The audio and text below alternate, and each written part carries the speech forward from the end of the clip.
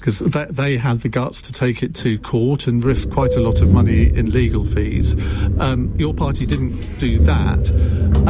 They will get quite a big political kick out of this, I should think, and it wouldn't surprise me at all if their opinion poll rating improved over the next couple of weeks or a month or so.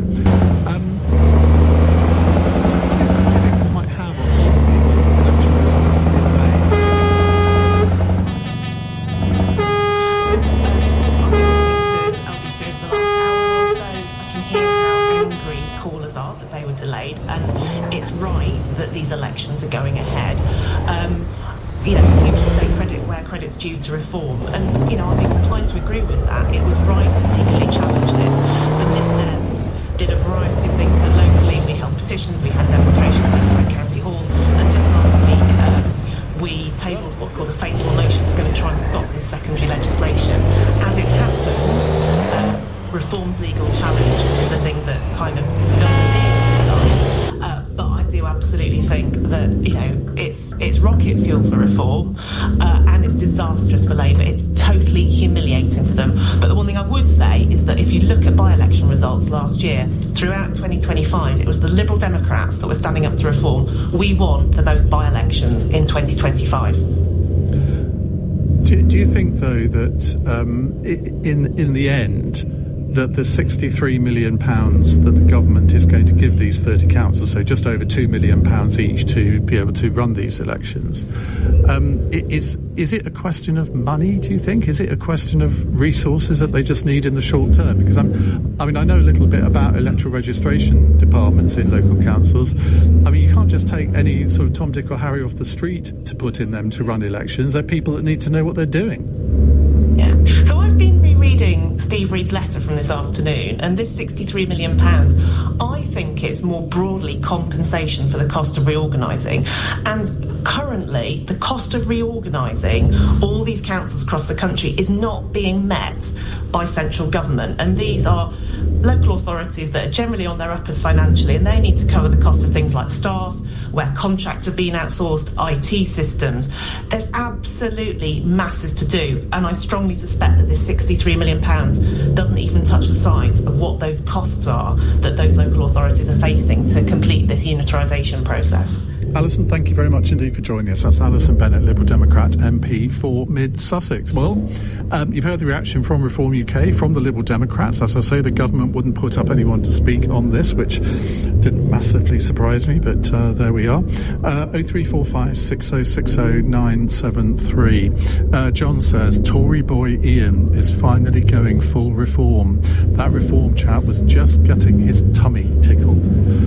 I don't know how many times I have to say this, but I'm not a Reform UK supporter. I won't be a Reform UK supporter, but I believe that if a political party does something that I think is right, I'll praise them for it. Believe it or not, I have actually praised Keir Starmer in the past for one or two things. Not that many, I'll admit, but there we go. Adam is in St Albans. Adam, hello. Hi, good evening, Ian. Fabulous show, as always. Well, thank you very much. It does feel a very dictatorship situation, what you said earlier. And I think if other parties round and Keir was on the other side of the dispatch box, he would be screaming. But I feel that if Labour are really trashed in the May elections, and if Keir rodeo riders armour, the man that won't let go of power, really must call a general election. If Labour and he feels something for his country, then he must go to the country to go for an election on this. With 15 U-turns, 18 months in power, how many more car crashes can we suffer as a public? Well, I have sympathy with that last bit, but the fact is, this is not an issue that I think is important enough to demand a general election on. And the fact is, we can demand a general election all we like, but we're not going to get one. He was elected with a massive majority. The people of this country put him in power, and as he said last week, he was elected to serve a 5-year term.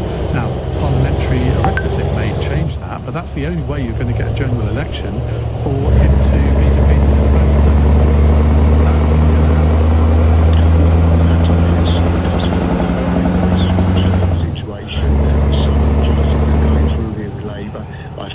People are thinking, what more damage can can actually be done when they know they're coming to the end of the term, they're going to come to the hangman, and they are just going to lose this. There's going to be a lot of upset over this, I feel, Ian, and I think a lot of people are aggrieved, and you're feeling that across the board. Well, how is he going to turn it around? What silver bullet has he? I've no idea. I think the general public have made up their minds about Keir Starmer now. They look at all of his legal qualifications and they look at something like this and think, hang on a minute, mate, aren't you supposed to be the top barrister in the country? You were head of the Crown Prosecution Service, and yet you couldn't see that this was on legally dodgy ground. Okay, he's not responsible for every bit of legal advice the governments get, but you might have thought he might have had an inclination that this was not going to end well. This is telling you one major thing here, Ian, totally. 15 U-turns. The policies are not coming from Keir. He's seeing them at the end of the day in his red box, and this is where there's a lot of problems here. These are not just one or two situations. I think it's a worry. Yeah, you've hit the nail on the head there. I don't know if you've read Tim Shipman's 3,500-word essay on the Spectator website. It's all about the events of the last couple of weeks in Keir Starmer and Labour. One of the things that he says in this essay is that Keir Starmer doesn't actually like policy. He's not interested particularly in policy. Yes. Yeah, well, and I thought, well, that is a very, very telling thing, because I can't remember in recent history a Prime Minister who wasn't interested in policy. Even the bad ones were interested. I mean, Liz Truss was very interested in policy. It was just unfortunate it was the wrong ones. But it is bizarre to have a Prime Minister that isn't interested in policy. It's a great worry. Possibly think tanks, Whitehall, and the depths of government underneath perhaps looking at this situation. It's a worry for us all. This is why I think reform root and branch, recalculation of the whole government. I think we're seeing it. I know two things literally there was a fundamental problem in there. They may have the levers of power, but if the levers of power are being put on the tracks and are being changed below and Whitehall, nothing will change. There will be no movement for us. Thank you very much, Adam. Really good call. Someone will be asking why I praised Starmer. Well, I've praised him for aspects of his foreign policy. I think the way that he's dealt with Trump has been amazing. I think one or two other things. I don't like changes. People don't particularly like his approach to the EU, even though as a Brexiteer, I'm quite happy for us to get closer relations with the EU, but not at the risk of our national sovereignty. Somebody else says, what did you praise Boris for? I was very critical of Boris Johnson on many occasions, but I did praise him for the vaccine rollout.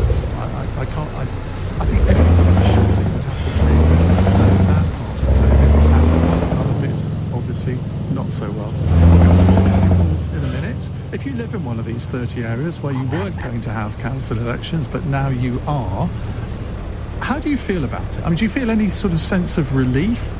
Any sense that, well, at least they've done the right thing in the end? I'm not sure we're going to have a lot of people sort of saying, oh, well, I think they should have carried on and not had the elections, but who knows? 0345 6060 973. It's 7:30 on LBC. Let's get the latest news headlines from that unit. Reform leader Nigel Farage says the abandonment of plans to delay 30 local elections is Westminster Council lays votes in areas in England due to see local criminalisation and say they've received advice. Two teenagers have been found guilty of killing a man they thought was a paedophile. Alexander Cashford was lured to a beach on the Isle of Sheppey in Kent last August, where he was hit with rocks and a bottle. And Oscar-winning actor Robert Duvall has died at the age of 95. He starred in the first two Godfather films and Apocalypse Now, among others. LBC weather showers this evening, wintry in northern Scotland, fading to leave clear spells tonight. Once a man with my crash at a young one and I feel that they imagine one game in a mass.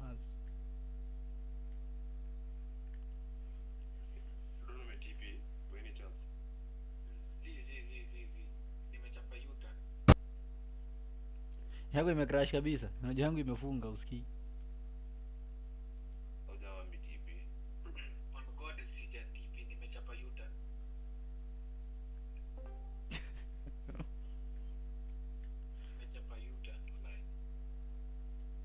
chetu nitaturudisha wapi?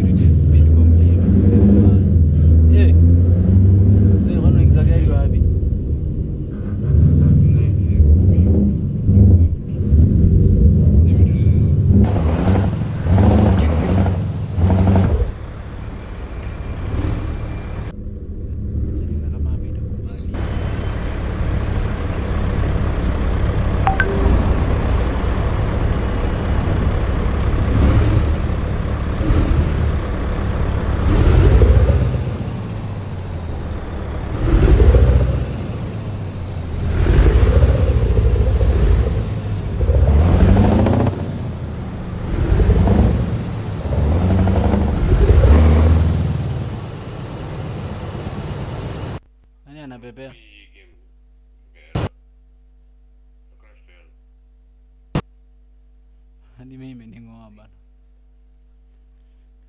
Don unapepea, ulikuwa unapepea Don.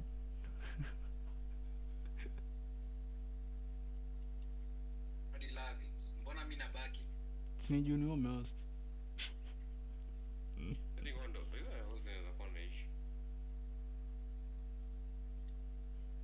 Lakini hizi kwa inafanya hadi mfunge game. Kama ningekuwa na usikii kama like ningekuwa na issue ingekuwa na tupa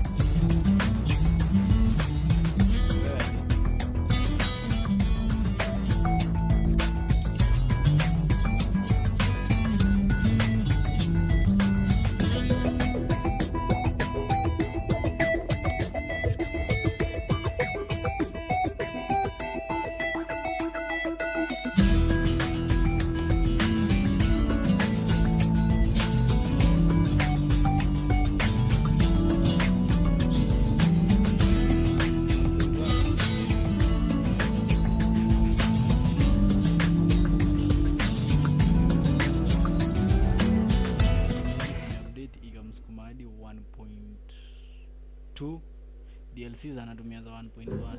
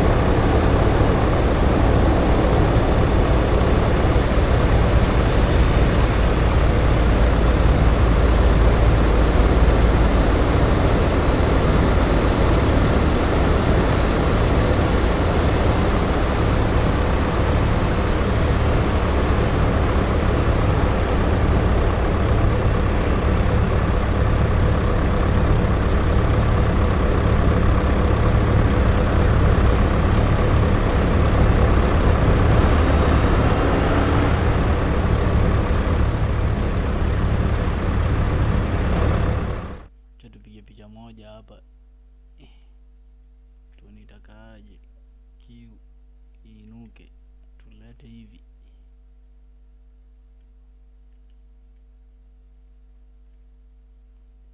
Tuichukulie hii engo. Nice. Tuteremshe chini kidogo, teremshe chini kidogo. Hapo nice.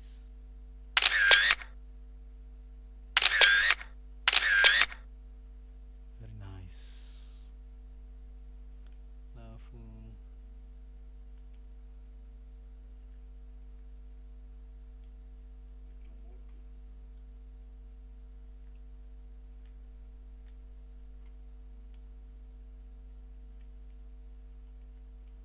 kuna mtu ako na ganja amenilipa nimpelekee chopa kejani.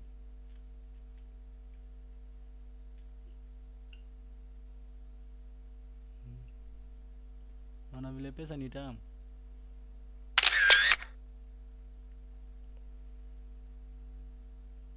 Do you guys feel that?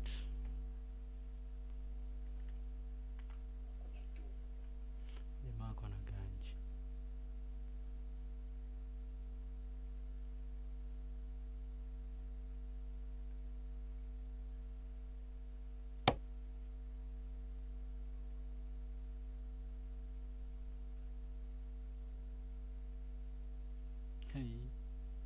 Nakwambia sasa hii kitu wameupdate mpaka ma view points ziko.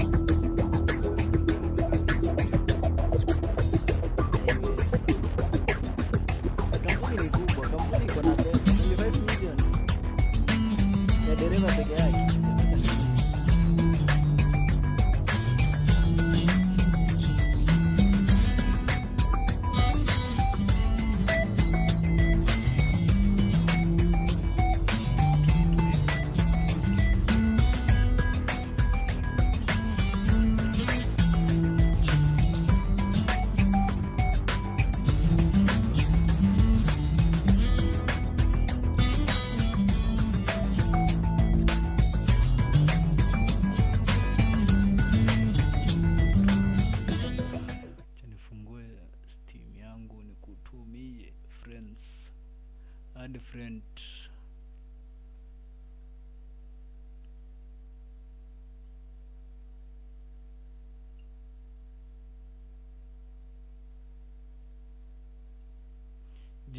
Jina yako ya Steam ni?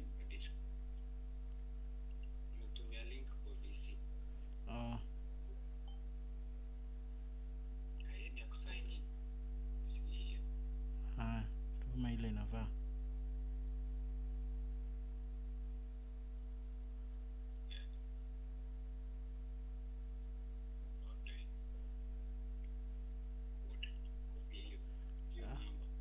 Haina shida. Inaiweka mahali inafaa tu saa hii. Enter friend coder. Control V. Send invite. Nimetuma. Mabada. Great. Good job.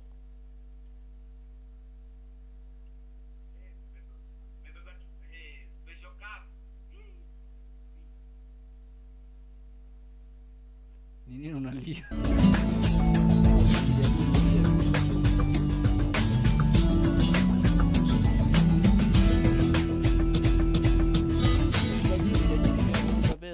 And I would be very wary of anybody who is making accusations towards Labour, so because no one is taking it. Yeah, see that. No, what I'm saying is if you're going to criticise Labour of that, you better make sure you have your own house in order. I'm just trying to think of the Conservative MPs that defected to Labour over the years. Can't remember any of them having by-elections. And they should have done. I think it's the right thing to do from whatever party you come from and to whatever party you go to. Right, more questions from you. 0345 6060 973. It's 17 minutes past 8. Weekdays from 7 a.m. This is taxation without representation. Straight to the point. You get giddy with all these U-turns. Nick Ferrari at breakfast on LBC. Lucky he gets up in the morning, really, isn't it? Listen on our free Global Player app or the LBC app. Download it now from your app store. LBC. This year at Amazon, we're increasing the electric vehicles used for deliveries across Europe to over 10,000.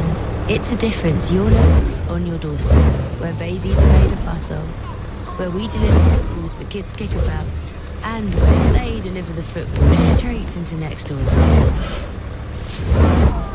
Can they have their ball back, please? We're delivering change where it matters, on your doorstep, based on projected delivery service partner vehicles across the UK by end of 2026. When you switch the phone's unlimited plans to Vodafone, you save. So while Nan's learning to voice note, Can you hear this? Is this on? you're saving. While your daughter's setting a new high score on her favourite game. You're saving. You're saving. It's Crush for 3 hours. I love you more. You're saving. Save more when you switch your family's plans to Vodafone. With Vodafone Together. Eligible plans from the 30th of October. Credit check and terms apply. Whether you still own it or not, if you had a diesel car built between 2009 and 2020, you could be entitled to compensation. Checking takes minutes at jointheclaim.com, and if successful, compensation could be worth thousands. Diesel emissions claims are still open for Ford, Nissan, Renault, Mercedes, BMW and Jaguar Land Rover. Don't miss out. Join millions of drivers across the UK. Check your vehicle now at jointheclaim.com. Join the claim. Cross Question with Ian Dale. Watch live on our free Global Player app or the LBC app. 19 minutes past 8. With us on the panel, Kirsty Buchanan from the Daily Telegraph, Sebastian Sullock, who's a Labour councillor, Emma Best, Deputy Leader of the Conservatives on the London Assembly, and Rachel Shabby, journalist, writer and broadcaster. Andrew says, is the fact that we now have the highest youth unemployment figure in Europe, is that really true? Due to the advent of AI? Or is it because the chickens are now coming home to roost as a result of the government's minimum wage rises, employers' NI rises, and the Employment Rights Bill, which employers had warned would all seriously impact employment? Now, new stats from the OECD have shown that Britain's unemployment rate for 18 to 24-year-olds rose to 15.3% in the final 3 months of last year, compared with 15% across the EU. I'm sure I've seen statistics recently that shows that Spain has a youth unemployment rate of something like 22%, but that may be out of date. Kirsty. I think some of it is exacerbated by AI, which is making it much harder to get entry-level jobs. But some of it is exacerbated by the fact that Rachel Reeves has made it much more expensive for employers to take on younger people. Once you've lowered the threshold and raised national insurance contributions for employers, it just becomes much more difficult to get the younger people onto the market. So I think that is the fundamental problem. And when we started to see that increase, I think, in youth unemployment, it flows off the back of, fundamentally, off NI. The problem with it, of course, is that what will happen is that AI will... it flows off the back of the tax rise, but the problem is AI will exacerbate this now and make it much more difficult. And I was reading at the weekend that quite a lot of graduates now are turning to trades. My son, who didn't do very well at school, turned around to me and said, "Mum, you're not going to be very pleased with me. I'm going to go and do carpentry at college." And I said, that might be the most sensible thing that's ever come out of your mouth. Because, if you go now to get a degree, there's no such thing as a degree premium anymore. If you're lucky, you've got a £27,000 debt hanging over your head. That can end up being infinitely higher, and let's not get into the interest rates of Plan 2 student loans. So you're saddled with an awful debt. There's no graduate premium. So this isn't just a case of youth unemployment, it's actually graduate unemployment. I think a lot of it is graduate unemployment. I can tell you anecdotally from my son and my friends, they are crying out for plumbers, electricians, those sorts of apprenticeships. There's no problem getting that kind of work and getting in at kind of apprenticeship level. But when you're talking about kind of white collar work, which is, consultancies, law firms, surveyors, all that kind of stuff, why am I hiring five junior posts when I can hire one and get them trained up on AI and get them to brief AI properly? It's just, it's an exacerbating problem by AI, but what's really caused it is this government's made it much more difficult and more expensive to hire people. Rachel?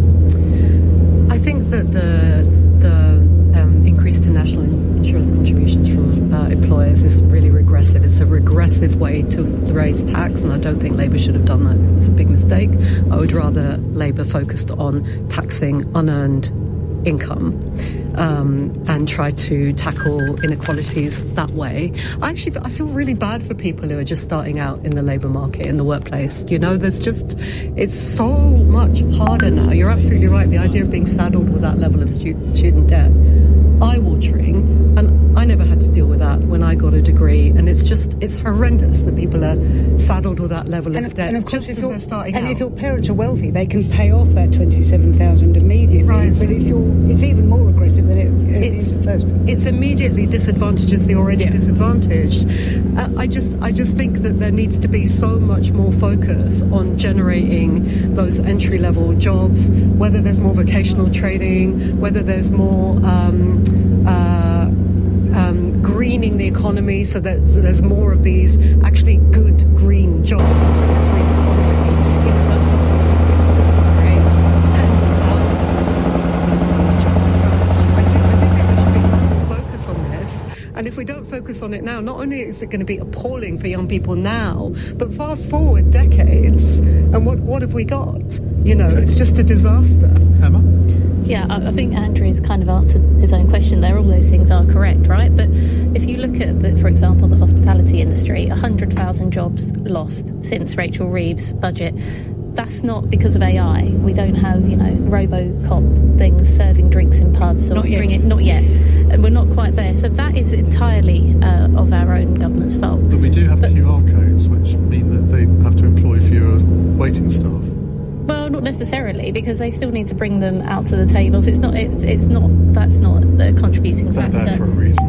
But, yeah, it might make it easier at the bar, but it's not actually meaning you're understaffed at a bar. But I think that if you come, though, onto the point around AI and graduate jobs, we do need a massive revolution where we adapt to this. It's kind of going back to the advent of the computer, right, in offices. And you think about all the secretarial work that changed then when suddenly Excel does things that, people would do in a day. So we need to have that sort of revolution, understand AI. And we're at this difficult transition stage, but I mean, to say something positive, if we manage this correctly, I think for the future generations, new jobs will emerge. There'll be new ways in which we use AA, manipulate AI, and I do think those jobs that are looking like they're being phased out for being too junior and replaced by AI, they will come back, because there will be a way in which we develop which will help that. But to come back to the more, the jobs around hospitality, things that we're doing practically, of course, all these things that the government have introduced are job losses, especially affecting the youth unemployment, which I think is up to 7 million now. There are two things that are true. Youth unemployment is a big issue, but we should take it in context. It's only outpacing the EU because the EU youth unemployment rate is coming down massively. We saw unemployment rates among young people of above 50% in countries like Greece, countries like Spain just a few years ago. If I were a young person today entering the workforce, I would be doing one of two things. I would either go down the trades route, because I say this as a man who's currently refurbishing a house. If you can pick up the phone, string a sentence together and turn up on time, you're already a top 1% performer.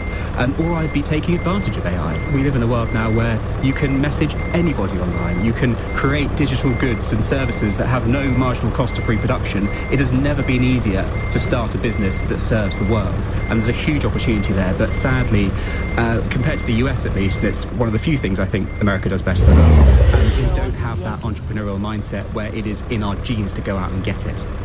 OK, let's take a follow-up call on this subject from Robbie in Chelmsford. Robbie, hi.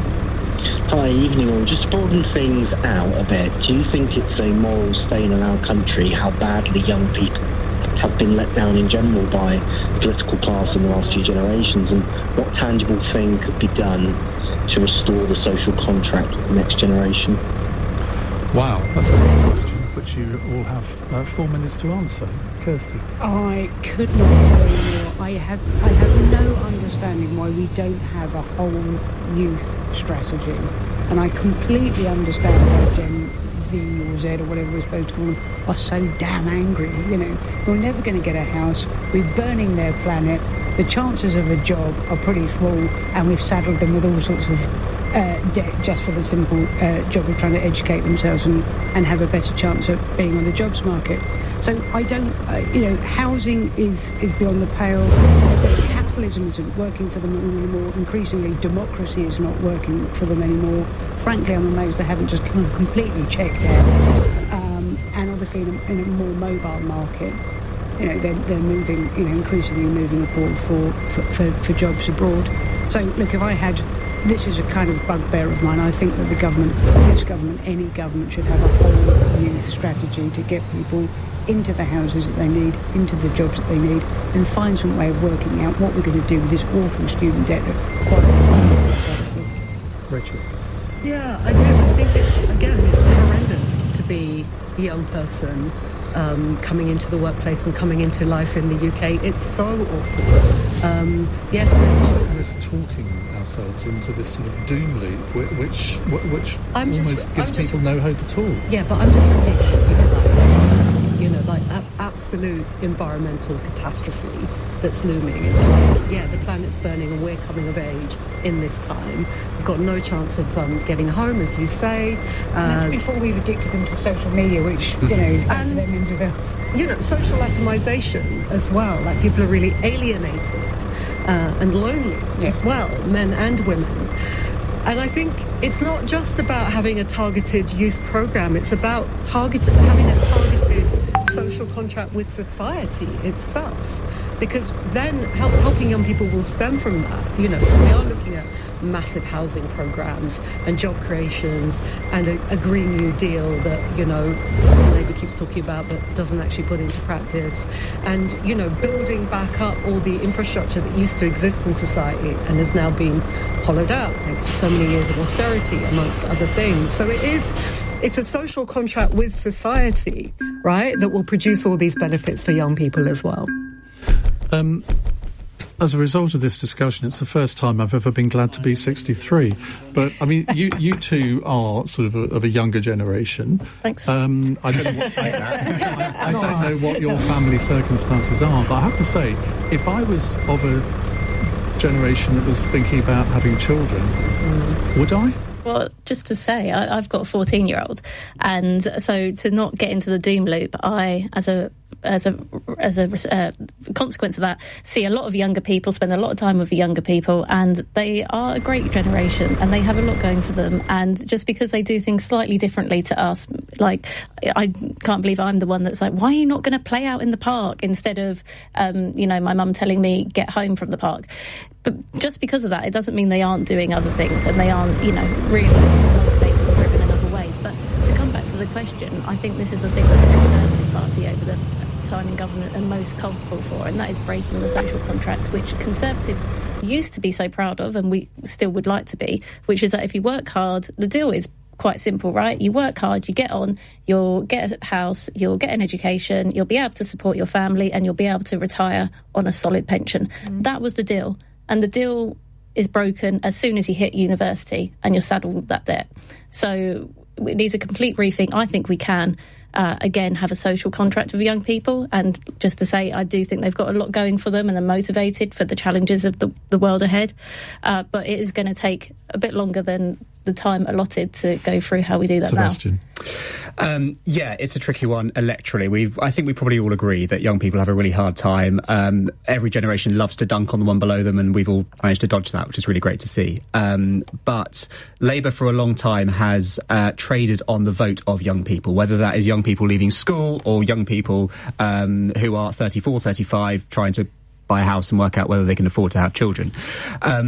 It has to deliver for them, because if it doesn't, they will go elsewhere. We've got the Greens waiting in the wings who are going to make very seductive promises, and there will be people who will roll the dice on them. And if that coalition breaks down, it's going to be very, very difficult for Labour to go ahead. So this is imperative. It cannot be slept on. Well, if you are a young person, in fact, if you're not a young person, do phone in on Wednesday at 7. We have Zach Polanski, the leader of the Green Party, in the studio for a whole hour taking your calls. And we'll take more of your calls and questions in a moment on Cross Question. It's 8:32. Time for the news headlines with Chris Barrow. Reform leader Nigel Farage says the abandonment of plans to delay 30 local elections is a victory for democracy. Ministers had cancelled May's votes in areas in England due to see local government reorganisation, but say they've now received new legal advice. 2 teenagers have been found guilty of killing a man they thought was a paedophile. Alexander Cashford was lured to a beach on the Isle of Sheppey in Kent last August, where he was hit with rocks and a bottle.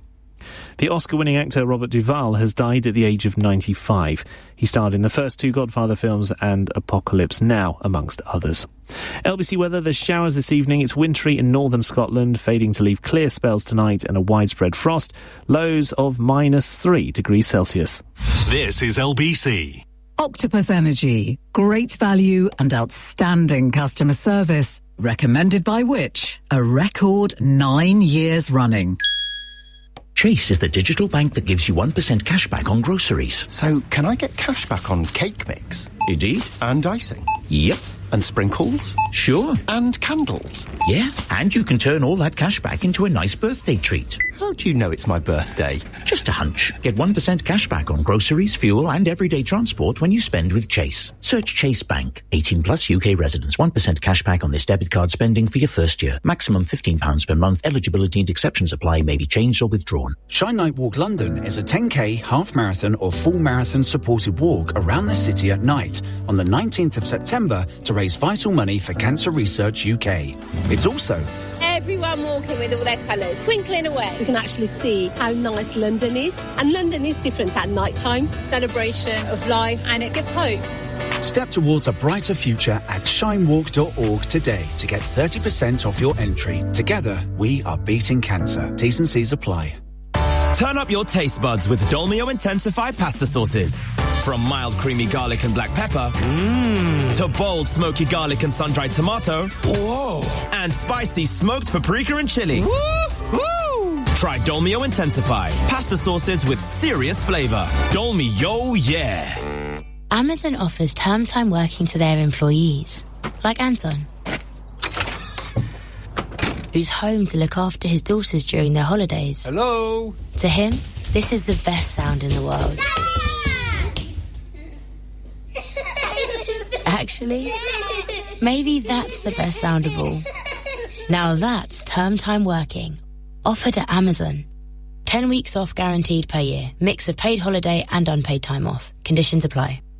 Cross Question with Ian Dale on LBC. Text 84850. 8:35 on LBC. Right, let's take some more questions to our panel. Kirsty Buchanan from The Telegraph, Sebastian Salek, a Labour local councillor, former political journalist, Emma Best, deputy leader of the Conservatives on the London Assembly, also a local councillor. Now, who's your leader on the London Assembly now? Because didn't you defect to Reform? Sorry, what? It would be news to me. Our leader Susan Hall. No, I did know that. But there's a former leader has gone to Keith Prince, hasn't he? He wasn't a former leader, Keith, but I think he used to lead, funnily enough, he used to lead Redbridge Council, and I was a Conservative councillor on Redbridge Council under him as well. So. And he's on the panel on Thursday. Oh, well, you'll have a great conversation, I'm sure.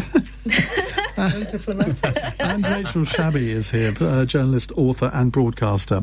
Right, Emmy in Camden says, do you agree that the court ruling in favour of Palestine action is the biggest boost to our right to protest this country has seen in years? Now, three High Court judges ruled on Friday that the government's move to prescribe Palestine action as a terror group was unlawful under the powers allowed by this country's terror legislation. But it does remain a prescribed group for now. The Home Secretary Shababa Mahmood has said she is disappointed by the ruling and that the government will appeal against it. Rachel? I do agree. I think a lot of people watching this will be wondering why the world is so upside down, in that, we have an Israeli government that's been credibly accused by various experts of committing a genocide in Gaza. We have it credibly accused of committing war crimes in Gaza. We have a warrant out for the arrest on the grounds of being war criminals for both Prime Minister Benjamin Netanyahu and his former Defence Minister Yoav Gallant. And yet, this government, which has backed Israel to the hilt and is arming and funding and providing other support to Israel, is saying that people who are protesting this genocidal war in Gaza are the ones who should be prescribed as terrorists. It's completely back to front. It's morally abhorrent that the government thought that it was okay to do this. We've seen the pictures of thousands of, pensioners, essentially, getting arrested for holding placards.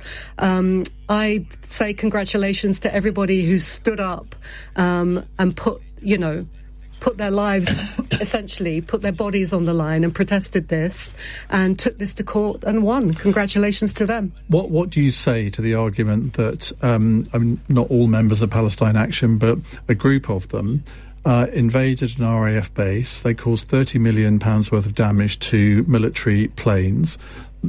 Some would say that is the act of a terror group. Some would say that we have existing laws that will cover that, and they knew what they were doing. They knew that they were committing criminal damage, and they were prepared to wear the consequences. More than criminal damage, isn't it? Is when it you though? invade a military base. Is it though? They also attacked a police officer with a sledgehammer. That's a little bit more than criminal damage. But again, we have laws to cover that. That is very different from being prescribed as a terror organisation alongside the likes of Islamic State, right? It's a very different category of breaking the law, if you like. And they knew that. And by the way, this government has supported us funding and sending arms to Israel, which has been credibly accused of committing a genocide. That should be illegal. That should be stopped. OK. Sebastian? Let's answer the question directly. Is it the biggest boost to our right to protest in this country? Well, first of all, it's not over yet. The government is going to appeal, and so this may not be the end. I do think it should, for the reasons that you laid out. It's the military base that gets me, really. You shouldn't be able to do that and get away scot-free. But I don't think this is a drastic curtailment of anyone's right to protest, because if you really care about what's going on in Palestine, and of course what's happened there has been appalling, you can go and protest, just not under the Palestine Action banner. There are other ways of expressing your views legitimately. Do you not think it's ridiculous, though, that thousands of people have been arrested and presumably charged just for holding a placard with their name on it? Well, it does sound silly, but the rules are the rules. They were well aware of that, and they chose to transgress. Don't complain about clogging up the courts, then. Well, there are many reasons that courts are clogged up, and we can get into that. But look, if you're going to make rules, you have to be able to stand by them, and citizens have to follow them. It's just the way a democracy works. Emma? Yeah, I think let's not get distracted by the fact that Palestine Action, or some people operating under the banner of Palestine Action, have done incredibly abhorrent thing. We mentioned the police woman getting hit with a sledgehammer in the back, fracturing her spine. There was also the van. But didn't the people that were accused of that get off? Well, and some of them are coming back. They're not. That's not quite that simple. But and they also rammed a van into a building, which could have also killed someone. So let's not detract from that. This seems a strange fight to me, because what we've essentially done by doing the terrorist categorisation, I'm not sure there was quite the evidence there. The military base, I think, if there had been a separate occasion or something else, it just wasn't quite enough evidence. I think this position was inevitable with the weight of funding that was going to come behind Palestine Action, because what you do have is the majority of people in support of Palestine Action are not in support of those actions that those people have committed.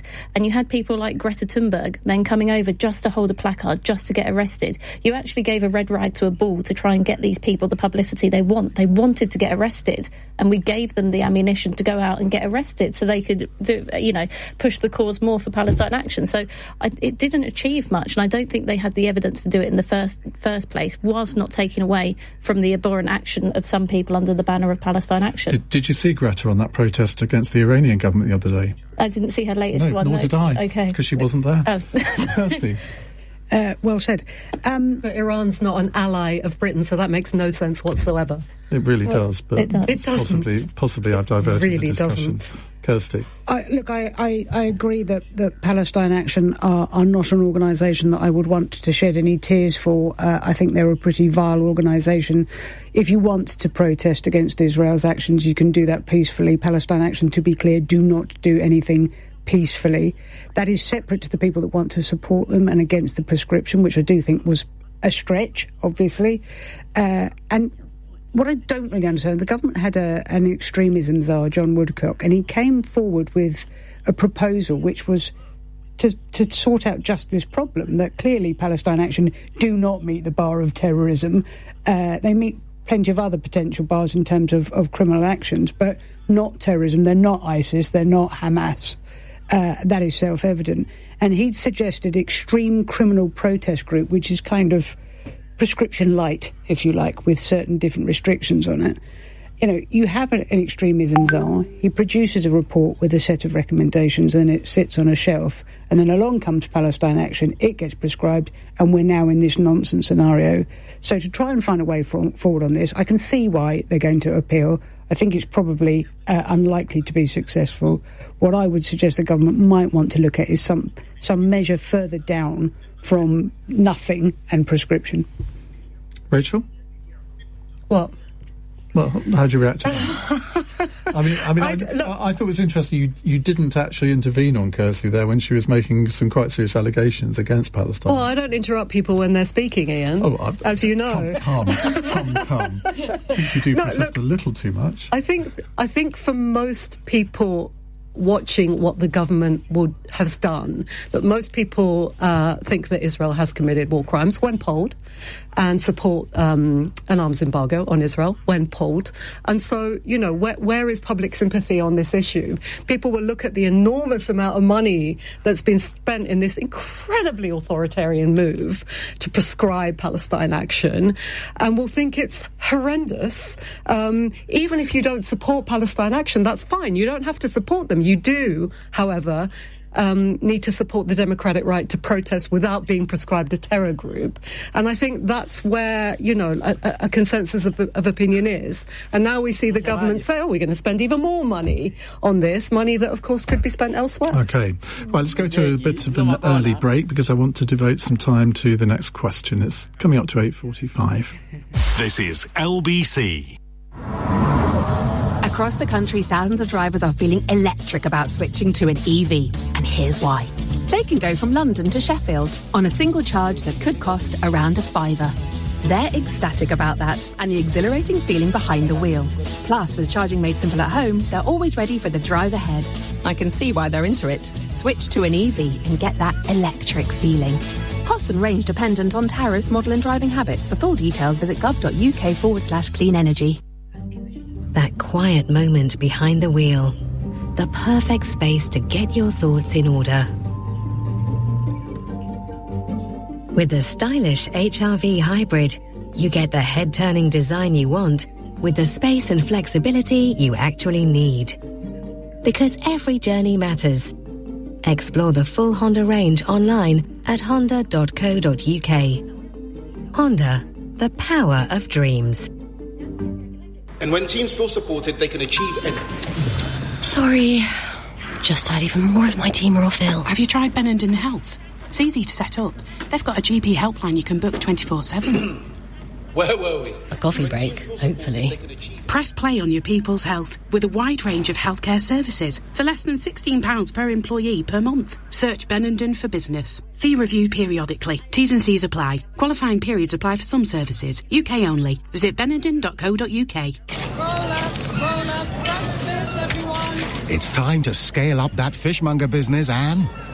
With free day-to-day online banking from Virgin Money, you'll be a big fish in no time. Now that's a real catch of the day. Open Virgin Money's M account for business now. UK excludes NI, Channel Islands and Isle of Man. 18 plus fees apply for chaps and international payments. Terms and exclusions apply. Backed by the current account switch service. Virgin Money is a trading name of Clydesdale Bank PLC. Okay, done. Move that and... Oh, new ways to invest. Okay. Foolproof guaranteed returns. Invest today. All right, I think I will. Way before you seal the deal, check if it's real and if a company's authorized by the FCA. Oh, thanks. Search FCA Firm Checker. Cross Question with Ian Dale on LBC. Kirsty Buchanan, Sebastian Sullock, Emma Best and Rachel Shabby here taking your questions. Victor in Streatham, is it the state's business whether a parent chooses to get their child injected with drugs? Now, clearly that doesn't mean like heroin or anything. Parents of children attending the schools run by the London Borough of Enfield have been warned that any pupils who are not fully vaccinated could be excluded for 3 weeks because of an outbreak of measles affecting Enfield and also neighbouring Haringey. Well, let's talk to the two local councillors on this, because, I mean, Waltham Forest, I think, is next to Enfield, on the border. Isn't it? So, and if you had to make the decision on this in your borough, what would you do? Well, that'd be more Sebastian as the administration, but certainly as in the opposition, I would support a similar move because, I mean, the state's business, it sounds very shady, doesn't it? But actually, this is really serious, and I have 3 children that go to local schools, and them contracting measles is scary. It's really scary, and Enfield is the borough, like I say, it borders us, and that's where I think 80% of the cases of this measles outbreak are, and it's literally just a mile away. So it's incredibly important to me that when I send my children to school, I know that they are as safe as I can possibly be sure they would be, and so I think that's why it's not necessarily, the state isn't mandating that you must go and get your child vaccinated, but they are saying they can't come into the school building and be in a classroom with 30 other children whilst they aren't vaccinated and whilst there's a serious case of measles, which I think that's a fair line to draw. Do you think this is all happening because there has been a fall off in vaccinations ever since COVID? Yeah, and before that even. So before I was on the Assembly, I used to work in children's services, and one of my jobs was actually trying to get people vaccinated. And in London, this has always been a massive issue. There's a lot of cultural kind of differences around it and trust around going to get vaccinations that causes some of the low statistics we see in London. It's also very transient, so people are renting often and they're moving on to different boroughs. They're not registered in the GP and getting those regular messages.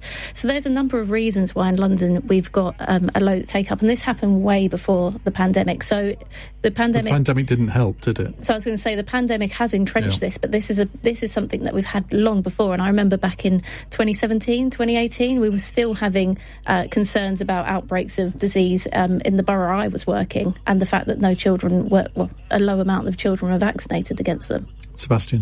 It's maybe a Waltham Forest first, but I agree with you on basically every count, and don't go putting that on any leaflets. But, we're drawing it up now. That would help. No, fully respect the rights of... All right, we'll get to you next. fully respect the rights of parents to be able to send their child to school safely. I think there's an ancillary point here about misinformation and disinformation, and COVID certainly did a lot of damage in that department. And it is on governments and media owners as well to be responsible to make sure that the right information reaches people, because vaccines have always been politicised, but never so much as during the pandemic, and we really have to leave that behind. Rachel? Yeah, no, I also agree with both of them, and it's interesting to hear from a council perspective. I remember around the time of COVID and vaccine hesitancy, speaking with a lot of people in local councils about the difficulties with vaccine hesitancy, and one of the things that came up was, just levels of trust with, healthcare officials, or just having not negative experiences in that medical sector, and that undermining trust in some way, and how you would go about winning that trust back. And it really was just sort of street to street level. So I would imagine that something like that would be rolled out on a council to council level as well. But yeah, there's lots of reasons for the hesitancy. You're absolutely right, though, that COVID and the conspiracies that circulated and became quite entrenched around that time have made it much worse. Kirsty? Yeah, I mean, look, a lie travels around the world twice as fast as the truth. And I think a lot of this started with that ridiculous, I think it was in the late 90s, linking of MMR to autism. My son is autistic, and obviously this really gets my goat that people genuinely still think that this scientific study, which has been completely and utterly discredited, that's still something that I hear parents cite as being one of the reasons they don't want to get their child vaccinated, regardless of the actually very serious consequences of not getting your child vaccinated. And I completely agree. This is a public health issue. I wouldn't want my child being sent to school with children that have measles either at the moment. So I think some of the problem is that, and it's not an ancillary point to me, I think it's a very central point to me. We are in a process at the moment as a country of talking about banning social media for under 16s, and frankly, as far as I'm concerned, rightly so. That's for a multiplicity of reasons: addiction, mental health. One of them is about just the sheer amount of misinformation and disinformation. And so something like this study from 1998 probably would have died by now, but it keeps on recirculating on social media. And if we accept that social media is as damaging as it is for our children, then we need to also look at how damaging it is for ourselves and our society. And this, for me, is a classic example of that. Now, if you're very good and answer the next question relatively briefly, we'll be able to get in another one. Grant is in Glasgow. He says councils are already backtracking on the 100% council tax raid on second homeowners, with places like Rushcliffe Borough Council in Nottinghamshire looking to scrap it less than a year after imposing it.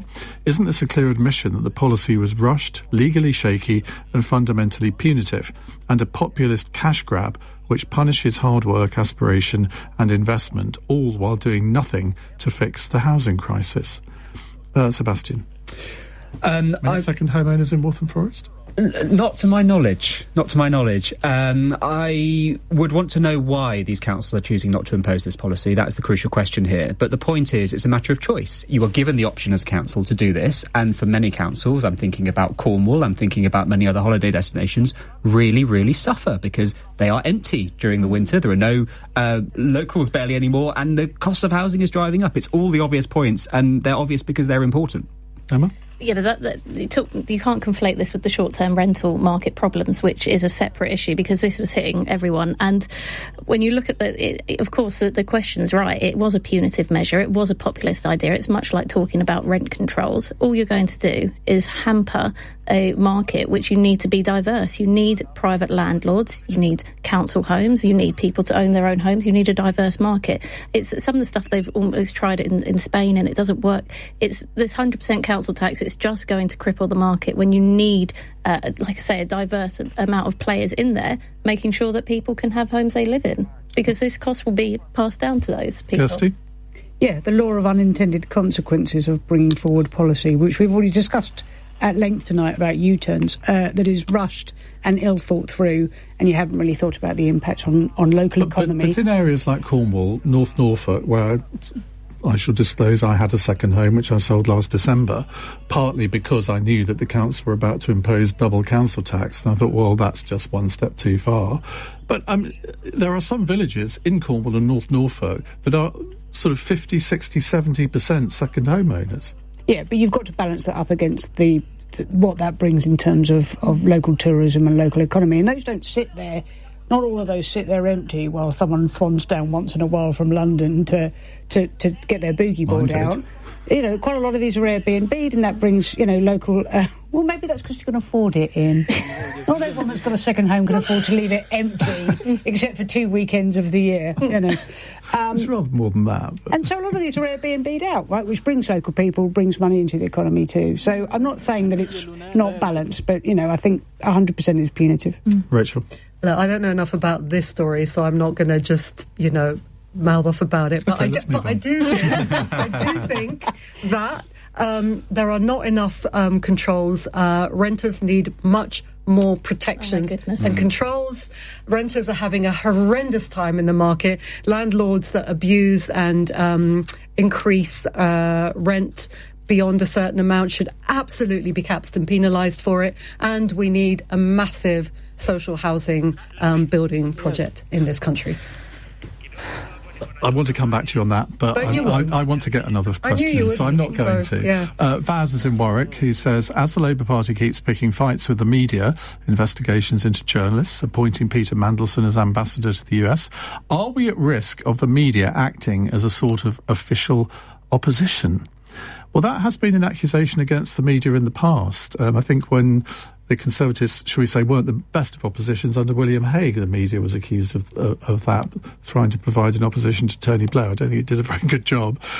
Rachel, let's come to you first on that, as the, I think, only media person here. Yeah, I do think a lot of people have been talking about... sorry. Hang on a minute. Sorry. What am I take that back. I take that back. I apologise. Rude. It's been a hard day. There's been a lot of, like, the great noticing. Look, Labour had, they were playing politics on easy in the run-up to the election. They weren't scrutinised anywhere near enough. Starmer wasn't scrutinised anywhere near enough because people basically just wanted to get rid of the failing Tories, and actually people were quite pleased with Starmer essentially purging the left of the party. And there seems to be this great noticing of all the nefarious things that the Labour Party has been up to, including with like Labour Together. That really, I mean, Sebastian, let's come to you on this. I mean, that really, I was genuinely shocked when I saw that on the front of the Sunday Times yesterday, when Labour Together has been Sunday Times journalist Gabriel Polgren, who I don't know particularly well, but he comes on the programme occasionally. I mean, it's outrageous, isn't it? This is a really, really strange one. And look, I'm a journalist by trade as well, I'm sorry to admit. And so I come to this as a journalist. You want to be able to prioritise journalists acting freely, doing their job, uncovering the truth. That is crucial to our democracy. What I was curious about was the conversation between Josh Simons, who was the director of Labour Together, now Cabinet Office Minister, and Kevin Maguire at the Mirror. Kevin Maguire had previously said he shouldn't be a minister. They spoke on the phone, he then retracted that. Now, I don't know what happened in that conversation, but I wish I did, because it sounds like there was more crucial information. So I'm very, very careful to criticise anybody here, because I don't think we have all the facts yet. And this is Josh Simons, a regular on this programme, who is a Cabinet Office Minister in the Cabinet Office, which is investigating this whole scenario. You couldn't make it up. Yeah, I mean, you would hope that he would recuse himself and have no part. Just to go, I mean, obviously, Kevin is the official opposition, and as they've done at the beginning of the show, the reason why there's been so many U-turns is the pressure that Kemi and the Conservatives have put on this government. So, yes, I think we always want the media... You'll find on this latest U-turn it was reform. I think this... I wouldn't give the Lib Dems much credit for this one, but I will give Reform their dues on this one. They did do well, but I mean, at the moment they do have the donors and the backing to get that legal challenge out there and fund that. But overall, I do know Gabriel Polgren very well. He's an exceptional journalist. I think what has happened is absolutely scandalous to investigate in the first place journalists, their background, their heritage, their personal lives. But what is even more serious about this is that having had that information, they have then used it to effectively run a smear campaign against these journalists and make all sorts of unfounded accusations about the sources of their stories that they simply cannot substantiate. And back to the point about Kevin Maguire, he did talk to Josh Simmons. He did say, well, I've actually changed my mind. And then subsequent to that, because Josh Simon's story seems to be shifting quite a lot, and as more details have come out, as we go back to U-turns again, Kevin Maguire's done a U-turn now, and now he says, no, actually, I think what has happened here, is an absolute scandal. No journalist should be facing this level of investigation and smear for doing their job. Labour Together's Chief Executive Alison Phillips, former editor of the Daily Mirror, has told LBC that she is committed to ensuring Labour Together aspires to the highest standards of probity at all times. To be fair, she wasn't in charge at this point, and that her organisation stands ready to support the Public Relations and Communications Association and other relevant governance bodies with its review of this issue. Should be lucky if they don't have to answer to the courts, I would suggest here. Now, the fun question, Matt in High Wycombe. Barack Obama has said that no evidence was presented to him that extraterrestrial life exists. Do you think it does? And if so, what form does it take? Kirsty. Oh, me? Oh, no, I'm going to be really boring and say that, if there was extraterrestrial life and it came here, it probably would take one look and get back in his spaceship and hive off again. The thing that I did find really disappointing about the Obama thing is he said he knows for a fact that there's no such thing as Area 51, which is this secret base. That I found really disappointing. I always kind of fancied there was there's nothing in it. What an empty base with a load of conspiracies. They would say that. There's no aliens in it. Rachel? Apparently, 88% of people who are experts in extraterrestrial and planetary whatever, I don't know what the term is, malarkey, say it's likely that an alien species exists. It's likely. It's plausible, considering the amount of space. However, I agree that if there are, they're probably massively superior in intelligence. Probably do know how to get in touch with us, but have looked at us and gone, nope, no, thank you. Give that one a miss. Yeah, 100% aliens exist, and wouldn't it be boring to think they don't? And I think you're right, they're probably much more advanced than us. They've probably got the massive brains and the big green heads, and they sit there watching us like reality TV, laughing at us. See, I think it's the opposite. I think they exist, but I think they're a petri dish on Ganymede or something. They're tiny, we can't see them, they can't do anything. And it's just as well because we've got enough to be worried about on this planet. I suspect they do exist and that they are lizards and David Icke. Before I go on with that sentence, I'm not going to because I don't want to be in a court case. Thank you all very much indeed for taking part in the programme today. Now, on tomorrow's panel, we have Reform UK's local government chief and former Tory MP and council leader Ben Bradley, the columnist and author Yasmin Al-Brown, former Conservative Cabinet Minister Gillian Keegan, plus the Lib Dem frontbencher Luke Taylor. Now, after the news, we're going to come back to the issue which the panel discussed about 10 minutes ago, the measles outbreak in North London. At least 34 children have been diagnosed with a disease which is highly contagious and dangerous for people who aren't fully vaccinated. And that's prompted Enfield Council to write to parents whose kids attend the school it runs to warn that those children who are not fully vaccinated could be excluded from school for 3 weeks for their own protection. Vaccine hesitancy has got worse since the COVID pandemic. So what should be done about this to help keep these children safe? Do councils and health authorities need to intervene more to effectively force parents to get their kids jabbed? 0345 6060 973. On your radio, on the LBC app, and Play LBC. Leading Britain's conversation. This is LBC. Newsroom at 9 o'clock. Elections across 30 councils will go ahead this May. The Local Government Secretary Steve Reed says the decision was taken following recent legal advice after a challenge by Reform UK. The government has agreed to pay the party's court costs, which is understood that it could run to 6 figures. Farage claims it's a victory for democracy. In some cases, the second year in a row, that people who are paying their council tax would have been denied the chance to vote. So that's why we took them to the High Court. We were due there this Thursday. They've caved. They've collapsed. It's a victory for reform. 2 teenagers have been found guilty of the manslaughter of a man they thought was a paedophile in Kent. The 16-year-old girl and 15-year-old boy killed 49-year-old Alexander Cashford on the Isle of Sheppey last August. The court heard how he gave the girl his number and then was lured to the beach. Detective Chief Inspector Neil Kimber is from Kent Police. Clearly, there may be some moral stance on that, but what he'd actually done is nothing wrong. He was made aware that the female defendant in this case was 16. She was actually 16 in this case, so in terms of the eyes of the law, he hadn't done anything wrong. So Keir Starmer has pledged to act in months, not years, to protect young people from addictive social media platforms. Ministers have proposed new restrictions for children. There'll also be a consultation on a potential social media ban. Lisa Knaven's son Isaac died at age 13. She believes he'd taken part in an online craze, and she welcomed today's announcement. There is a lot of work still to be done, and we don't want it just to be lip service from the government. We all need to pull together. We all do have a duty of care, and those platforms are needing to be held accountable. The Oscar-winning actor Robert Duvall has died at the age of 95. He was best known for his roles in Apocalypse Now and The Godfather. In the city, the FTSE 100 closed up 24 points at 10,473. The pound buys $1.36 and €1.15. LBC weather: showers this evening are fading to leave clear spells tonight. There's also widespread frost, a warning of snow in northern Scotland and ice for many northern and eastern parts.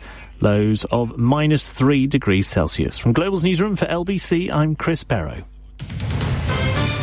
This is LBC from Global, leading Britain's conversation with Ian Dale.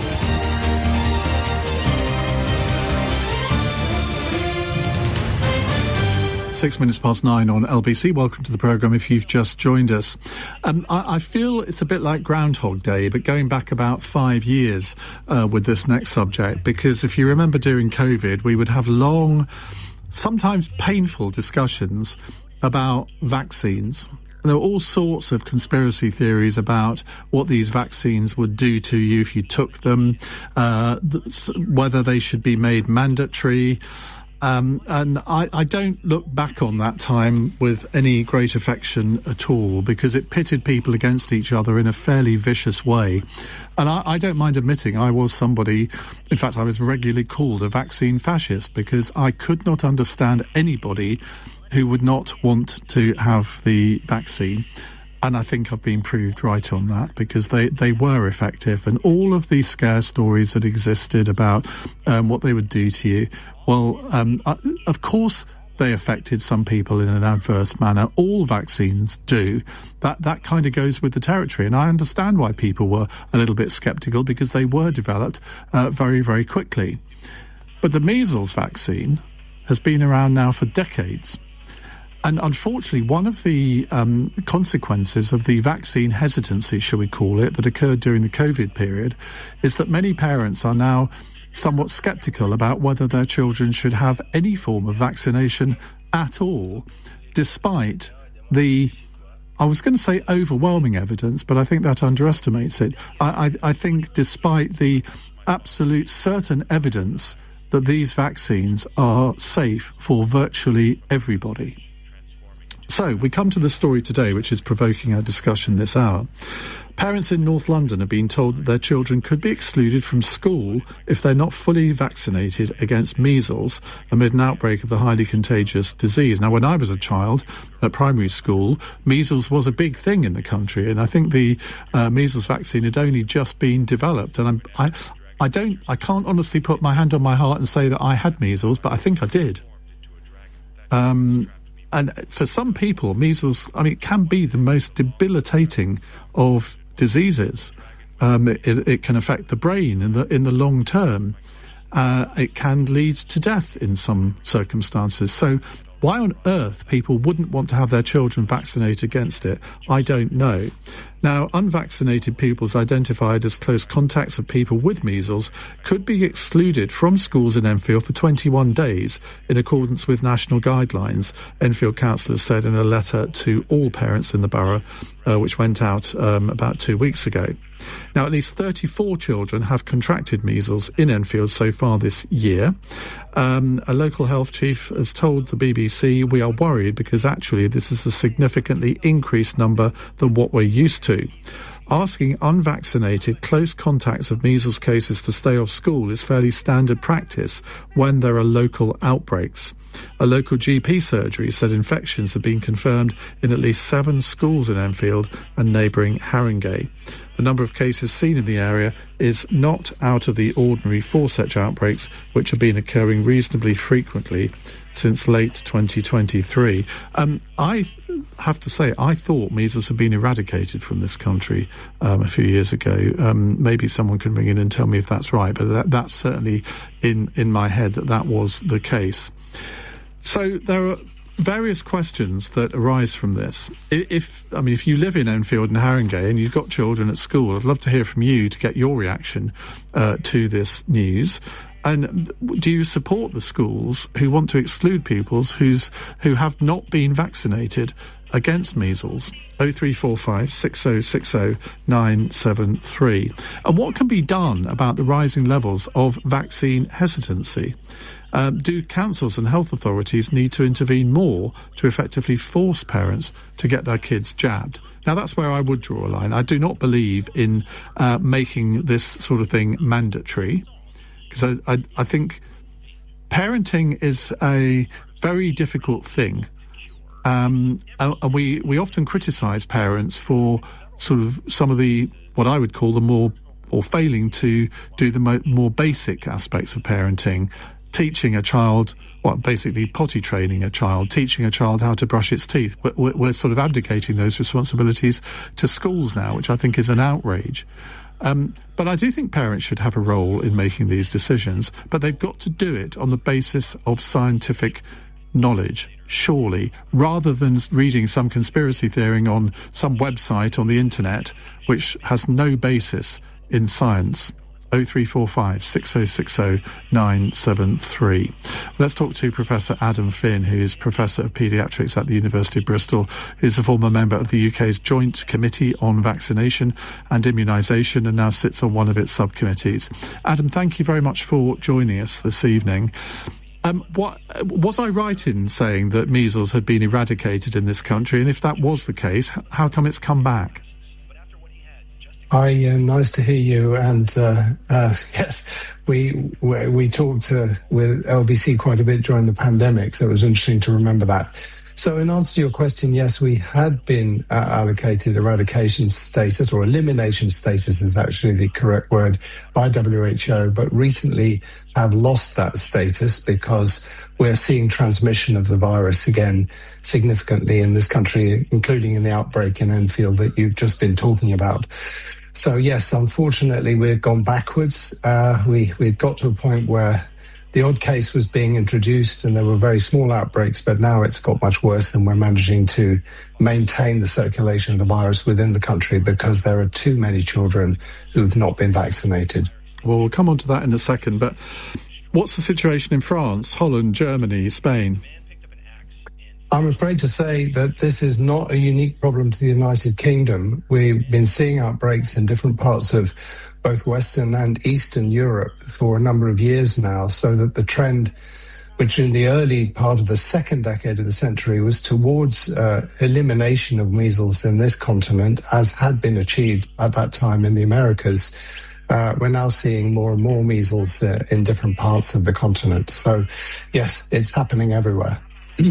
Well, let's look at the falling rates of vaccination. I mean, I'm assuming it's across the board, not just in the MMR jab, but and the vaccine, the increased rate of vaccine hesitancy, presumably is a follow-on from COVID. I think that's part of it, although the coverage rates for all the vaccines for children had been going down very slowly but progressively for a number of years before the COVID pandemic. So it's not just a COVID effect. The COVID pandemic may have accelerated things, unfortunately, but that's not the whole story. There are basically two different points of view as to why this is the case. One is that there's misinformation rife and people are believing it. The other is that the long period of austerity that we enjoyed during the second decade of the century resulted in significantly reduced capacity within the health service to chase up those people who need a bit of chasing up and to get this done. And so I don't think either of those theories are mutually exclusive. It's probably a bit of both. How do you get it? Measles is extraordinarily easily contracted. The last case that I saw was a little child who'd been admitted to our hospital for some routine surgery, and because it was slightly quicker to get through from the car park into the ward through the emergency department rather than through the front door of the hospital, the parents took the child through the emergency department where another child was sitting waiting to be seen who was incubating measles. That was enough. They literally walked past this other child. 10 days later, their child was measles. It's that easy. So effectively, a child.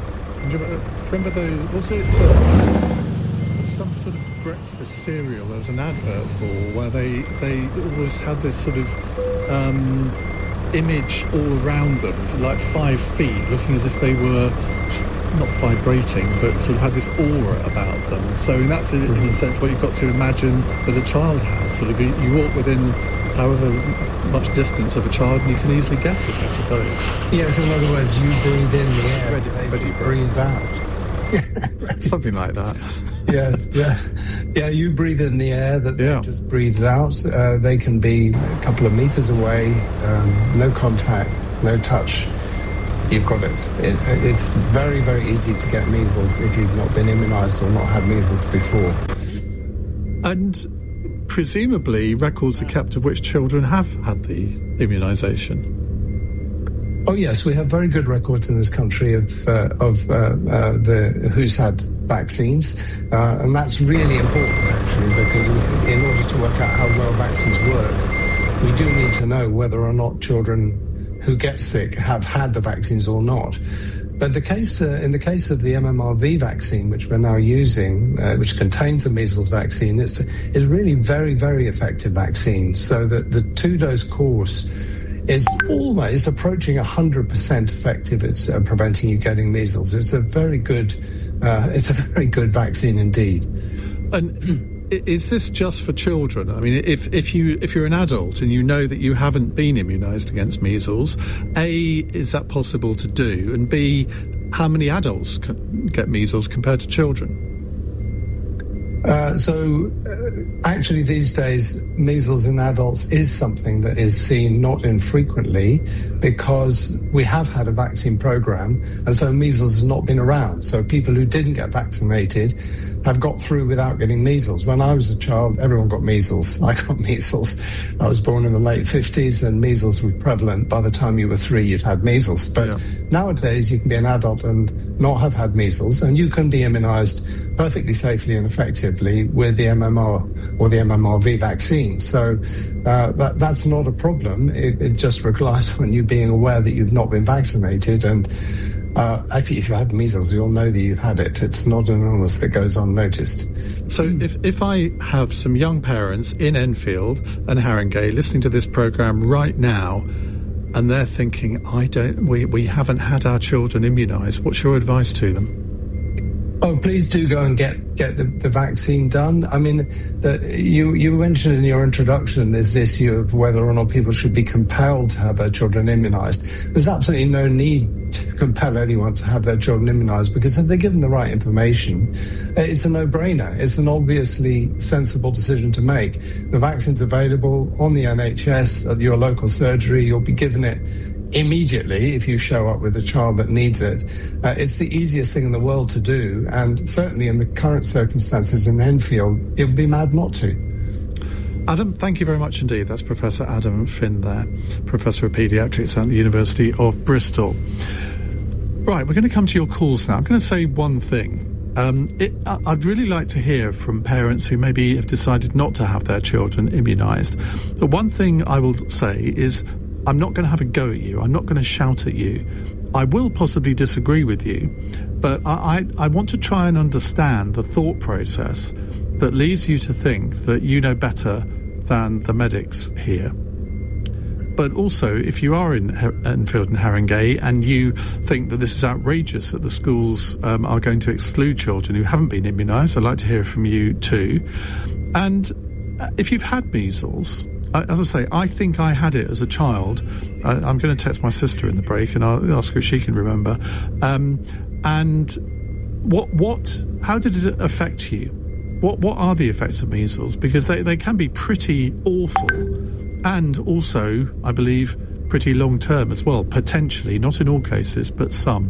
0345 6060 973. It's 19 minutes past 9. This is LBC. That quiet moment behind the wheel. The perfect space to get your thoughts in order.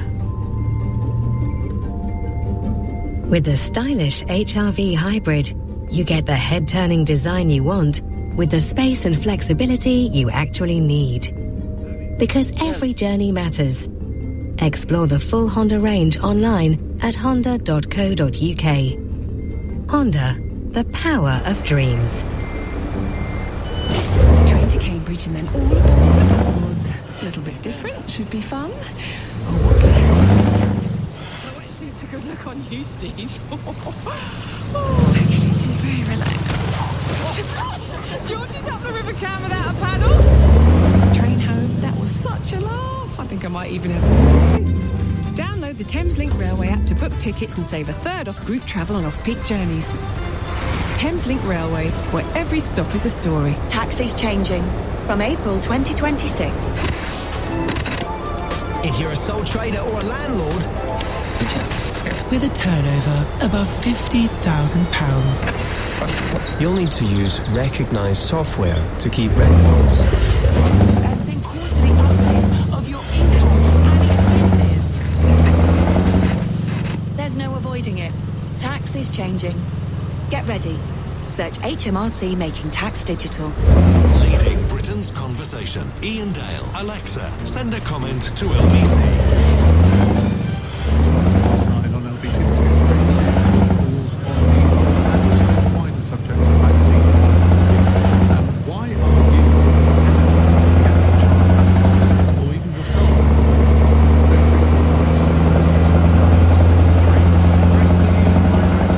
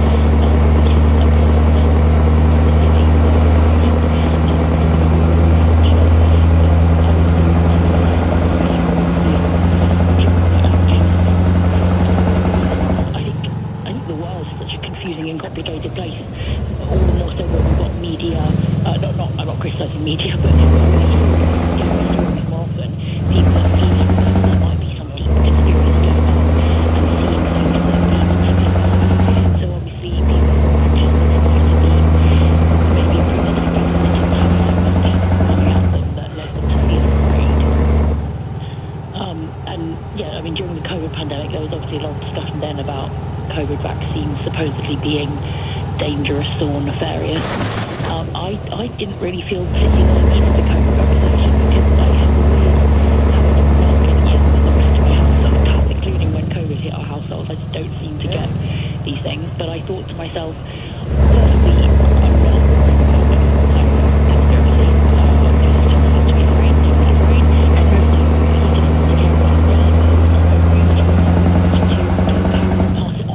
who had a weaker immune system than myself. And obviously the worry with kids not getting their vaccinations is they can pass things on to kids who might be unable to get vaccinations because of particular health conditions, or being after vaccinations because of immune situations. It's really important that kids are vaccinated, but they still need to be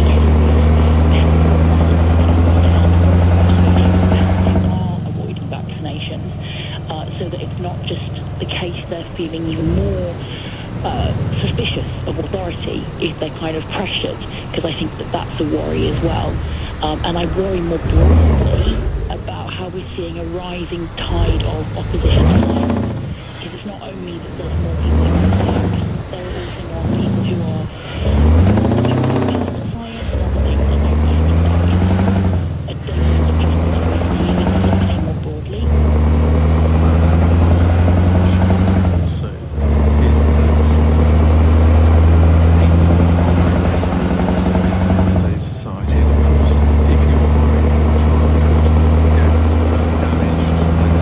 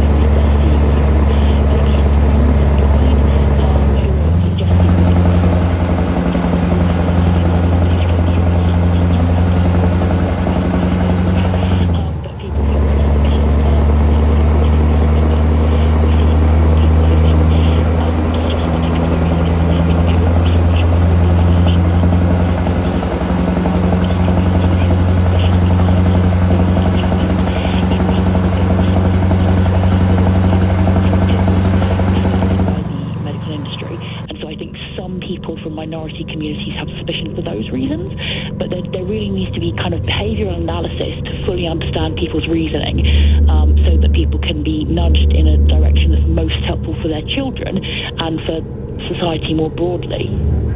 Thank you very much, Grace. Very good call as ever. Let's go to Rebecca in Glasgow. Rebecca, good evening. What would you like to say? Hi. When I was 5, I had a very, very serious case of measles.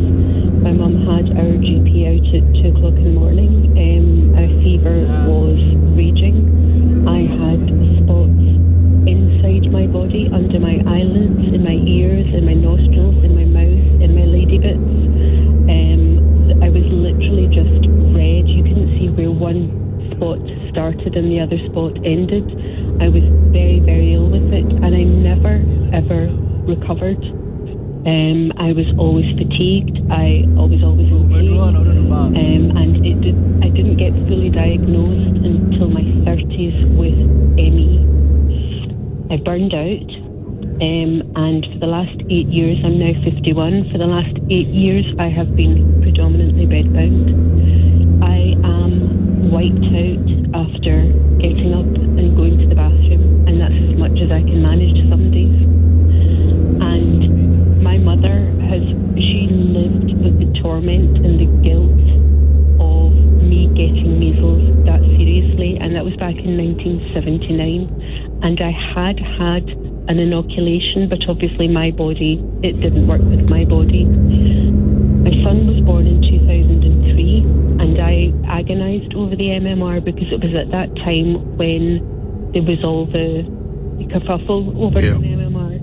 And I remembered what I went through, and I remembered, the warnings about deafness, brain damage, and I thought, who am I to be cavalier with my son's health? And I got him that injection.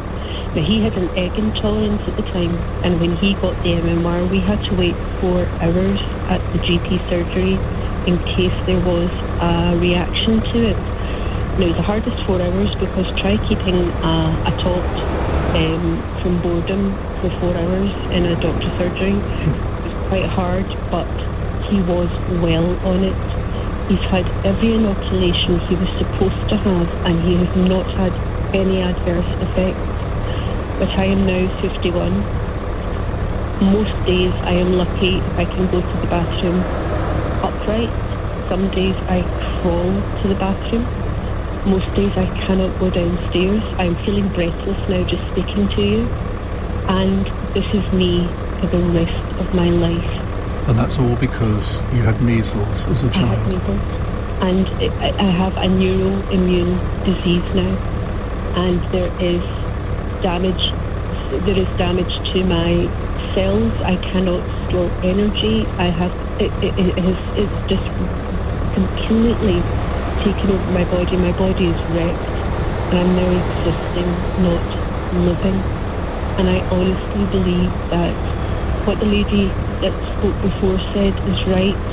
We have had a couple of generations of children who grew up not seeing the impact of illnesses, and they're not understanding the real impact of it. But we also have a community now where 1 in 2 people are going to get cancer, and when they're getting chemotherapy, my mum was on chemotherapy for 3 years, their immune systems are non-existent, and all it takes is for them to pop to a shop one day and pass some child that's harbouring this or brewing this disease, and it can cause untold problems for these people too.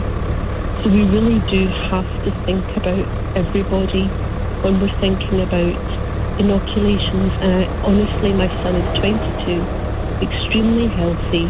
He's had every inoculation that he was supposed to have, and I do believe that if we're going to put our children into school, they must have the inoculations that they're supposed to have, unless there is a very good reason for them not to, a medical reason for them not to have it, because we owe each other the safety, the knowledge that we are putting our children into school in good faith, that they're going to be safe, they're going to be well, and that we're preventing our children from becoming ill and preventing somebody else's family member from becoming ill.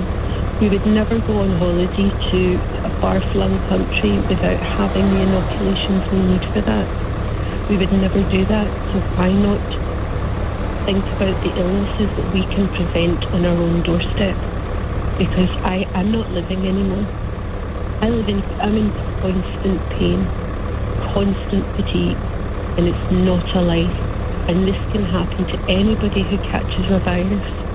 So why make it easier on an illness to spread, and much harder on the medical world who has no cure for what I have? You can't make life easier for me since I've been in, I'm in the kind of moderate to severe category. And people will end up like me. We got COVID, people have long COVID, and their lives have never been the same since. Just everybody, please, just think about your children's future, because this is no way to live.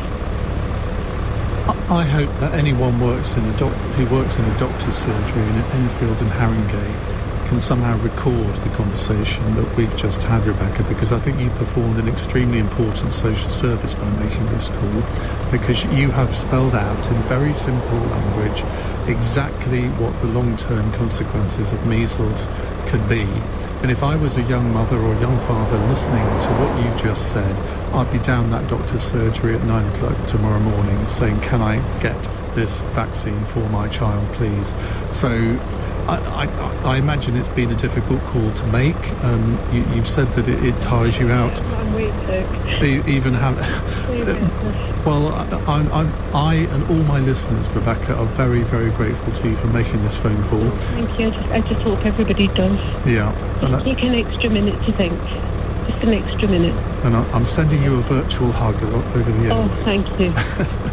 I'm not sure that'll make you feel better, but there we are. Rebecca, great call. Thank you very much. You see, that is the consequence of not believing the science, isn't it? 0345 6060 973.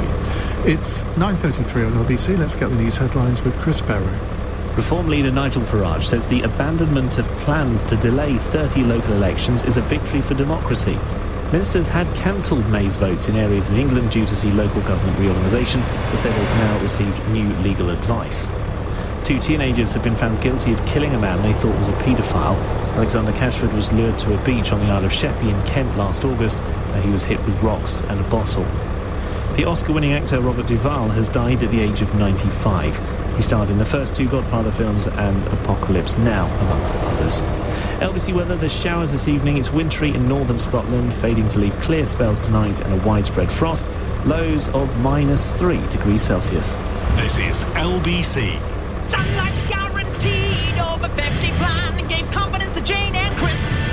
With their insurance sorted, they're becoming naturists, cutting loose in their birthday suits, feeling elegant and free. But when they answered the door, the postman saw more than he expected to see. Sunlight, a little confidence goes a long way. Affordable cover with a cash payout. Search Sunlight cover today. Premiums paid could exceed the payout. Full cover after 1 year. Ages 49 to 85. With over 50 years' experience, at Fidelity, we believe there's a difference between investing and being invested. Investing is having access to guidance, tools, and expert insights. Being invested means feeling confident about your future. Investing is choosing from a wealth of investment options. Being invested means focusing on your long-term goals. For ISAs, pensions, or advice, be truly invested with Fidelity. Go to fidelity.co.uk. Your capital is at risk. Terms apply. Train to Chichester. Flasks filled, snacks packed, all ready for Maisie's first stargazing adventure. Come on, Maisie. Follow everyone up to the top of that hill. Oh, look. That one's the plough. Shooting star! Wow! Made it. Last train back and feeling cosmic. And it seems we have an astronaut in the making. Download the Southern Railway app to book kids' tickets for £2 on off-peak journeys. Southern Railway, where every stop is a story. Across the country, thousands of drivers are feeling electric about switching to an EV. And here's why. They can go from London to Sheffield on a single charge that could cost around £5. They're ecstatic about that and the exhilarating feeling behind the wheel. Plus, with charging made simple at home, they're always ready for the drive ahead. I can see why they're into it. Switch to an EV and get that electric feeling. Cost and range dependent on tariffs, model and driving habits. For full details, visit gov.uk/clean energy. Ian Dale. Call 0345 6060 973. Text 84850. Alexa, send a comment to LBC. 9:36. You know, there are some times when you take a call from a listener doing this job and you think, I will remember that call in several years' time. It's difficult to know what to say to somebody who is effectively being laid low for the rest of their life by a disease that was so easily avoidable. And your heart goes out to people in that position, doesn't it? Anne says, measles is an airborne disease. Where are the airborne mitigations? How can we have learnt precisely nothing about how to contain infectious diseases from COVID? The infection prevention and control guidelines state that schools and nurseries are supposed to implement clean air measures. They do not. The government turns a blind eye. Why is this acceptable? If they stop cleaning the surfaces in schools, then parents would be up in arms. But ignoring airborne disease transmission is ignored. We choose to do nothing. It baffles me. I don't really agree with that, but it's not choosing to do nothing. We have a inoculation, a vaccine that prevents people from getting measles. So yes, it is an airborne. It is transmitted through the air. But if you have the vaccination, you don't get it. And it's provided free of charge on the NHS. So I'm not quite sure sort of that you're right there, if I'm honest, Anne. Let's go to John, who's in Greenwich. Hello, John. John, are you there? No. Mohammed is in Watford. Hello, Mohammed. Hi there. Good evening. I had my son at the age of 22, and I didn't give him the MMR vaccine because, like many people, I was worried about the link with autism. Now, fast forward about 13 years later, last summer, the measles ran through my family. All four of my children caught measles quite badly. And my eldest, who's 13 at the time, caught measles and then turned into pneumonia and got admitted to intensive care. So his life was really on the line. All based on a decision that I made when I was much younger, with a lot of things on the online, worried about him catching, getting autism and misinformation, led to the decision of him being in intensive care. Now, luckily he made it through, but he has lifelong consequences where his lungs are working at 65%. And I just want parents to really know that decisions that you make for your children is the difference between life and death. And not only but that, it's decisions that you make can really impact on how they are like. So now I have to live with that my son's lungs are never going to be fully working based on what I done. And it is hard to live with, but I just want parents to know that whatever you do for your children, please make it based on that you're fully informed. Why do you think, looking back, why do you think you were convinced by those arguments? Because you have a lot of people within the community telling you, the autism's on the rise. If you get an MMR vaccine, Tony Blair didn't give it to his child, and he was the Prime Minister. So why would you give it to your child? And that weighs really heavy. And you've got the whole world on your shoulders at such a young age, and you've got to make a decision for your child. And unfortunately, it was the wrong one. And now I can admit it. Yeah, and good on you for phoning in to do just that, because there aren't many people who would do that, I don't think. So I admire you for doing that. But it's a bit like the last caller. You've seen the consequences of not having this vaccination, haven't you? Not only I have seen it, my son talks about it. And my son, when he was in hospital and he got out of his intensive care, he said, "Dad, if you would have gave me the MMR, I wouldn't be here today." And that just was really heavy. Well, it's a dagger to your heart, isn't it? Yeah. And what can I say? Yes, I'm sorry, but I wish I could change back time, but I can't. And I just want all the parents to know, and that's one thing I've been doing since then, trying to educate as many parents. I run quite a few nurseries around London, and I've been telling all the parents at my nurseries, please vaccinate your children. Please take advice from your health professional, from your doctor. Don't take advice from Google. You said you run nurseries throughout London. Would you consider having a vaccinated child only policy in your nurseries? It's hard because also where the law doesn't allow us to discriminate, now that comes under the ban of we can't actively discriminate children or parents based on their decisions. We don't have that on our side. So if that's the rule that the DFE made or Ofsted made, that's a different story. But we can't actively impose that rules ourselves. Even though the schools in Enfield apparently can?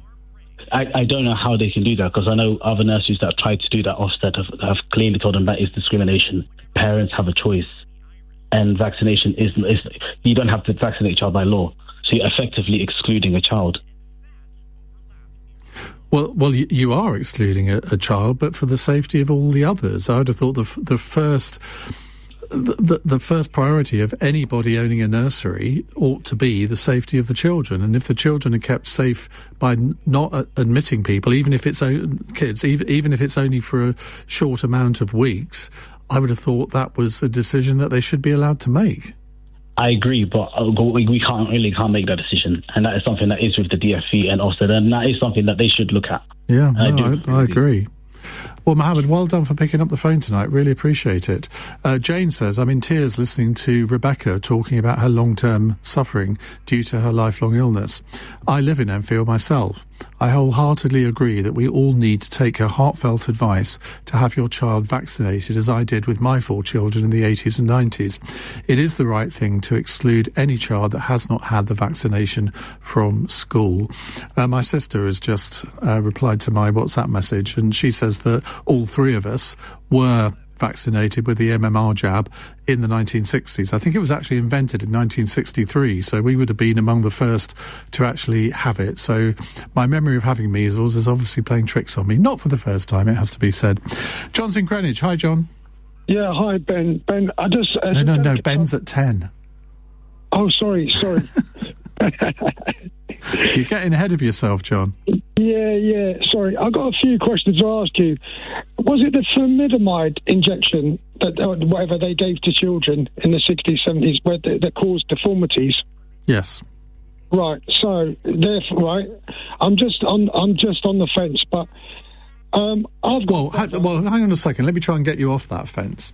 Because you're absolutely right. I mean, thalidomide, when it was first introduced, was obviously passed by all the regulatory authorities. But it became clear very quickly that, I think it was relatively quickly, that it was something that caused lifelong deformities. But... You can't just use one example to say, well, because of that, therefore, I wouldn't advise parents to have their children vaccinated for other things, because the MMR jab has been available, as I said, well, that one since 1971, the measles one since 1963, and